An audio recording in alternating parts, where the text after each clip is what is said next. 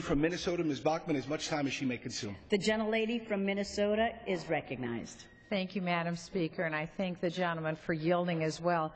I feel very strongly about this issue, Madam Speaker. I believe without a shadow of a doubt, this is one of the most insane policies that borders on madness for the United States to give funding, training, and arms most likely to al-Qaeda in Syria doesn't make any sense. Can we realize what it is we're talking about right now? This is Islamic Jihad, which has declared war on the United States and declared war on our ally Israel. And we're now in a position when we're authorizing arming, training, and funding for allies of al-Qaeda and al-Qaeda themselves in Syria. This is absolute madness. Because you see, Madam Speaker, the decision to arm the Syrian rebels by the Obama administration just this week will likely have catastrophic consequences for our United States national security and the national security of our ally Israel. The Syrian rebels that the President wants to arm consist mostly of al-Qaeda members that we've spent the last decade fighting a war against. And have we forgotten the thousands of Americans that were killed on September 11th in the horrific Twin Towers attack and here in this city at the Pentagon? We lost over 3,000 Americans that day. Are we forgetting who we fought in Iraq and in Afghanistan? It's my opinion, Madam Speaker, that this is insanity to aid those who've taken the lives of Americans with impunity and continue to do so. Just take note. The leader of al-Qaeda is an individual named Zawahiri. Zawahiri called on Muslims from around the world to make their way to Syria and support the rebels and, in fact, become the rebels who are seeking to overthrow Assad.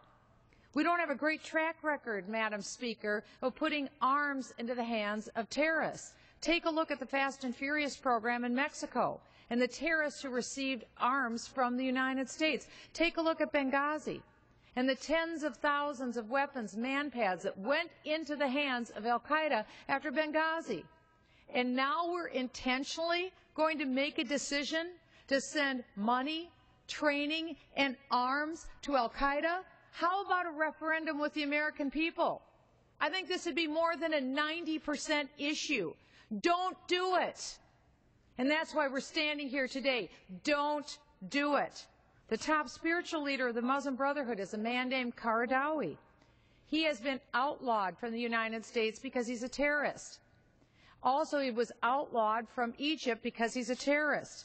He has called for jihad in Syria, and he has said, quote, "Every Muslim trained to fight and capable of doing that must make himself available." So you have the head of al-Qaeda and the head of the terrorist organization, the Muslim Brotherhood, both calling on Islamic jihadists to go to Syria to fight and be the rebels. And we're going to arm them, and we're going to train them, and we're going to provide material support to them? Not my vote. Madam Speaker, former President Morsi, who was formerly the head of the Muslim Brotherhood, which was outlawed under Mubarak in Egypt, he supported the call from hardline Egyptian clerics who called for Egyptians to go fight jihad in Syria. So you see there's a common thread here. All the wrong guys on the wrong team are all calling for jihadists to go to Syria and fight. It was reported over 2,500 Egyptians have already gone to Syria to fight jihad. Pakistan Taliban fighters have left Pakistan to join the fight in Syria, and they're working with al-Qaeda-affiliated groups in Syria. On Monday, al-Qaeda's Iraq-affiliated attack on the Abu Ghraib prison helped 500 inmates escape, most of whom were part of senior positions in al-Qaeda. These prisoners included trained fighters and ideological extremists who are expected to travel to Syria to join the fight with the rebels. The gentlelady's time has expired. The gentleman from Florida's time has expired. The gentleman from Indiana is recognized. I would be happy to yield. I would be happy to yield the gentlewoman some time. The gentlelady is recognized for a minute and a half remaining. I'm sorry. You have 1 minute and a half remaining. I would be happy to yield the entire time to the gentlelady is recognized for a minute and a half. Thank you, Madam Speaker. I thank the gentleman on the other side of the aisle, my friend. These prisoners included trained fighters and ideological extremists who are expected to travel to Syria to join the fight with the rebels. The chairman of the Joint Chiefs of Staff, the top military officer in the United States, Martin Dempsey, has warned us intervening in Syria could assist Islamist extremists, helping them gain access to chemical weapons and biological weapons, and further erode United States military readiness, already suffering from sharp defense budget cuts. He has said that using force is no less than an act of war, and he said some of the military options for Syria may not be feasible without compromising U.S. security everywhere. He made reference to the chaos in Iraq after the fall of Saddam Hussein, in Libya after Gaddafi. He warned of the unintended consequences if Assad fell without having a viable opposition, and said could inadvertently empower extremists or unleash the very chemical weapons we seek to control.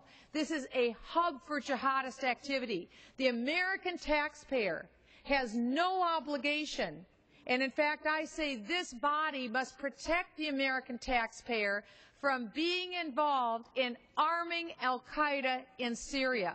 We must defeat this amendment today, or we must defeat this effort, and that's why I'm in support of this today. Again, we have the Major General from the Israeli military intelligence, and he said that right before our eyes a center of global jihad is developing. Let's not do it. I agree with him, and I yield back. The gentleman's time from Indiana has expired. The question is on